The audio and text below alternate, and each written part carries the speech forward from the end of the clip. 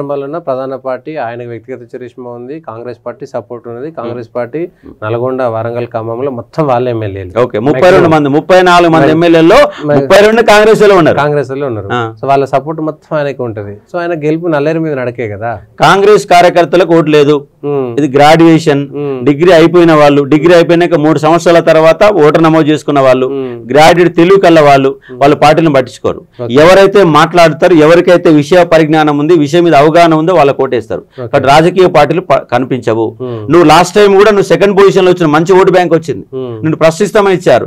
ఎక్కడ ప్రశ్నించినావు? Black mail లో ప్రశ్నించినావు. TRS government ఓడించడంలో ప్రశ్నించినావు. అంతే తప్ప నువ్వు చేసింది ఏం లేదు.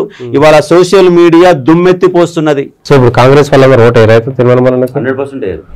ఎందుకంటే చాలా మంది కాంగ్రెస్ వాళ్ళు కూడా అశోక్ సార్కి ఓటేస్తామంటున్నారు. ఎందుకంటే నేను కూడా కాంగ్రెస్ పార్టీని గెలిపించని చెప్పినా కదా. కాబట్టి తీర్మానం మల్లన్నకు టికెట్ ఇచ్చి కాంగ్రెస్ పార్టీ చాలా పెద్ద తప్పు చేసింది. ఎందుకంటే ఇవాళ రేవంత్ రెడ్డి కూడా తీర్మానం మల్లన్న గెలవడం ఇష్టం లేదు. వాళ్ళ ఉత్తమ్ కుమార్ రెడ్డి ఉన్నాడు, అమ్మనా బుద్ధి తిడుతుంది, ఈయన కేసీఆర్ యొక్క కోవట్ అని చెప్తే వాళ్ళ ఉత్తమ్ కుమార్ రెడ్డి పోయి ఓటేమని ఎట్లా అడుగుతాను? ఇవాళ రాజగోపాల్ రెడ్డిని కోమరెడ్డి ఇష్టానుసారం తిడుతుంది. వీళ్ళకంటే వాళ్ళకంటే వీళ్ళదే పెద్దగా ఉంటుంది నాయన అని చెప్తే టికెట్ ఒక మాట, టికెట్ ఇస్తే ఒక మాట. నువ్వు ఏ పార్టీలలో నువ్వు చెప్పు. కాంగ్రెస్కి వెళ్ళి ఎమ్మెల్సీ లాస్ట్ టైం పోటీ చేసినావు. ఇలా టీఆర్ఎస్ వాళ్ళని వివిధ రకాలు డిస్టర్బ్ చేస్తే మీకు కేసులు పెట్టారు.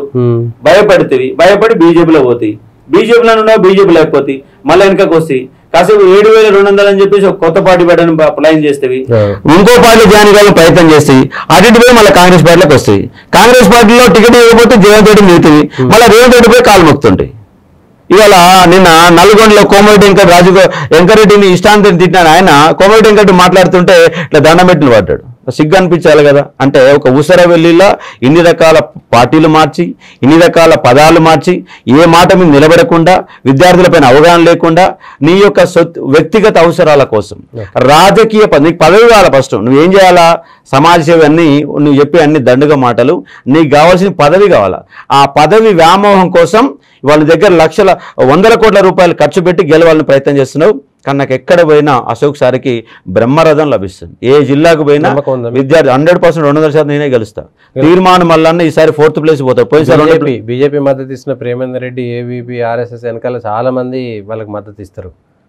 నిన్న నల్గొండలో బీజేపీ వాళ్ళు ప్రచారం చేస్తూ ఏమని చెప్తారంటే, మొదటి ఓటు బీజేపీకి వేసుకుందాం, రెండో ఓటు చదువుకున్నటువంటి విద్యావంతుడైనటువంటి విద్యార్థిని కొట్లాడుతున్నటువంటి అశోక్ సార్కి రెండో ఓటు ఏమని చెప్పి బీజేపీ వాళ్ళు చెప్తున్నారు.